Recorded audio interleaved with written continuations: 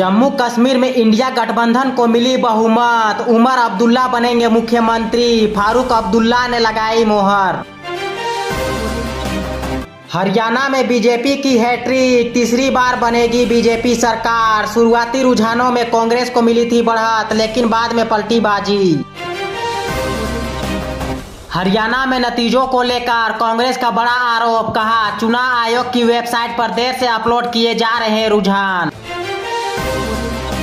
हरियाणा में काउंटिंग में हेरफेर के आरोप को लेकर जयराम रमेश ने बीजेपी को घेरा, कहा क्या भाजपा प्रशासन पर दबाव बनाने की कर रही है कोशिश। मणिपुर कांग्रेस चीफ के मेघा चंद्र सिंह को मनी लॉन्ड्रिंग केस में पूछताछ के लिए ईडी का जयराम बोले, बीजेपी बदले के लिए राजनीति कर रही है। कोलकाता शोषण मामले में 6 जूनियर डॉक्टरों का आज चौथा दिन जारी। 9 अक्टूबर को देश भर में भूख हड़ताल करेंगे डॉक्टर्स। प्रियंका गांधी ने महायुति सरकार के खिलाफ खोला मोर्चा, बड़े पैमाने पर भ्रष्टाचार के लगाए आरोप। रतनगिरी स्टेशन की छत टूटने का वीडियो किया शेयर। केरल विधानसभा में विपक्ष के खिलाफ लाया गया निंदा प्रस्ताव, बीते दिन के हंगामे के बाद सरकार का एक्शन। लेबनान पर समुद्र के रास्ते हमला करेगा इजराइल, भूमध्य सागर से सटे 60 किलोमीटर के इलाके में न जाने की दी चेतावनी, घंटे भर में दागी 120 मिसाइल। इलाहाबाद हाईकोर्ट का बड़ा ऐलान, कहा नवरात्रि की वजह से नहीं रोके जा सकते दूसरे समुदाय की धार्मिक आयोजन।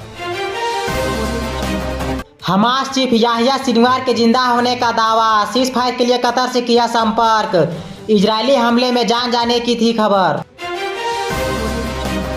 हिजबुल्ला का इजराइल के हाइफा शहर पर हमला, 10 घायल, मिलिट्री बेस को भी बनाया निशाना। लेबनान में ग्रांड ऑपरेशन में इजरायली सैनिक की गई जान। इस्लामाबाद में कानून व्यवस्था पर अफगान ने उठाया सवाल, तो भड़की पाकिस्तान सरकार, कहा तालिबान हमें ज्ञान ना दे, अपने घर में झांके। हिमाचल में इजराइल के खिलाफ प्रदर्शन, सड़कों पर उतरे वामपंथी, मोदी सरकार पर लगाए इजराइल को हथियार बेचने के आरोप। जम्मू कश्मीर में एनसी कांग्रेस की सरकार, फारूक अब्दुल्ला बोले उमर सीएम बनेंगे, 11 या 12 अक्टूबर को शपथ ग्रहण हो सकता है। हमास के अटैक के साल भर बाद भी इजरायली बस्तियां खाली, लोग बोले डर से सो नहीं पाते, गाजा के मलबे में दबी 10,000 लाशें। डीटीओ के रांची और धनबाद आवास पर ईडी की रेड, भारी यात्रा में केस मिलने का खबर, सीईओ वकील और कारोबार के ठिकानों पर छापा। नीतीश सरकार के खिलाफ हॉर्स ट्रेडिंग में ईडी की एंट्री, ईओयू को मिले खरीद फरोख्त के सबूत, कुछ एमएलए ने तो एडवांस भी लिया था। नूह की तीनों सीटों पर कांग्रेस की जीत, 98,441 वोटों के अंतर से जीते मामन खान। आफ्ताब अहमद 46,963 वोटों से जीते। भूपेंद्र हुड्डा बोले काउंटिंग सेंटर ना छोड़े वर्कर, खट्टर ने कहा नायब सैनी ही सीएम चेहरा, कुछ हुआ तो संसदीय बोर्ड देखेगा।